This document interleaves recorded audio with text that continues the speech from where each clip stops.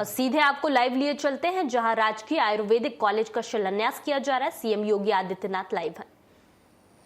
अलग बात है कि 1858 में धोखे से, कुछ लोगों के धोखे से महारानी लक्ष्मीबाई वीर गति को प्राप्त हुई, अन्यथा देश का इतिहास कुछ और होता। गोरखपुर में शहीद बंधु सिंह,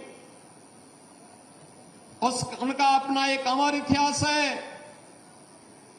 देश के अंदर और उत्तर प्रदेश ने इस पूरी कार्यक्रम में बढ़ चढ़ करके भाग लिया। 1857 के बाद अंग्रेजों ने जिस कहरता के साथ क्रांतिकारियों के और भारत के युवाओं को दबाने का कुत्सित प्रयास किया था, उसे भारत का युवा उससे दबने वाला नहीं था। उसके लिए तो देश की आजादी ही सर्वोपरि थी। और देश की आजादी के लिए उसने कहीं चोरी, गोरखपुर में चोरी चोरा की घटना को अंजाम दिया, कहीं पर लखनऊ में काकोरी ट्रेन एक्शन की घटना को अंजाम दिया। और जब भी देश के अंदर आजादी के आंदोलन को नेतृत्व प्रदान करने वाले नेताओं ने, स्वाधीनता संग्राम सेनानियों ने आह्वान किया, भारत का नौजवान बढ़ चढ़ करके भाग लेता था। अंग्रेज ज्यादा दिन ठहर नहीं पाए। 15 अगस्त 1947 को यह देश आजाद हुआ और आज हम सब गौरवशाली हैं। यह देश आजाद है। एक नए भारत के रूप में नए उत्तर प्रदेश में हम लोग रह रहे हैं और डबल इंजन सरकार अब विरासत और विकास के प्रधानमंत्री मोदी जी के विजन को प्रभावी ढंग से आगे लागू करने के लिए प्रतिबद्ध दिखाई देती है। बहनों और भाइयों, जो कार्य आज दिखाई दे रहा है, हो रहा है, वास्तव में यह कार्य 1947 में प्रारंभ हो जाना चाहिए था। 1947 में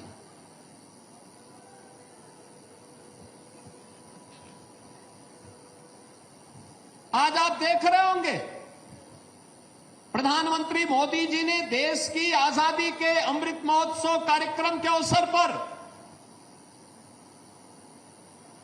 पूरे देशवासियों का आह्वान किया कि अगर भारत को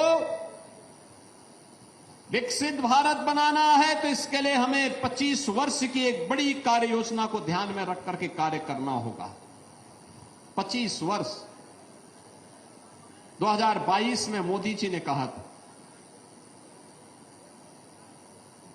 इसके लिए आत्मनिर्भर और विकसित भारत के निर्माण के लिए कार्य करना होगा, लगना होगा, एक एक व्यक्ति को कार्य करना होगा। इसके लिए उन्होंने क्या कहा? पंच प्रण का संकल्प हर एक भारतीय को लेने के लिए आह्वान किया था। 5 प्रण। पहले गुलामी की मानसिकता को समाप्त करना, विरासत का सम्मान करना,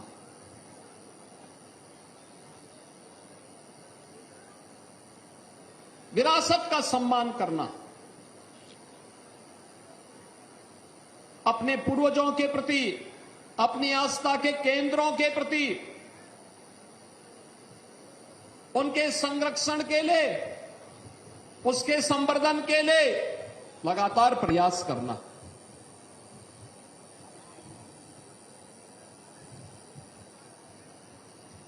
उसके मार्ग में जो बाधाएं हैं उनको दूर करना।